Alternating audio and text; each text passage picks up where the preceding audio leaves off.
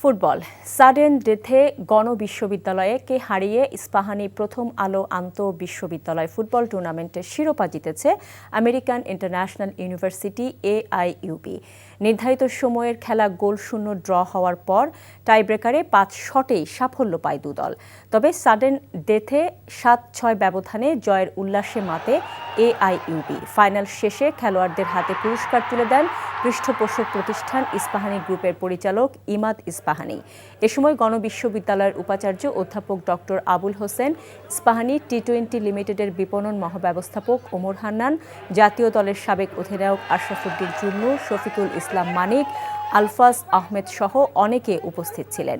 ইস্পাহানি গ্রুপের পৃষ্ঠপোষকতায় 2023 সালে 32টি দল নিয়ে এই প্রতিযোগিতা শুরু করলেও এবার অংশ নিয়েছিল 44টি দল।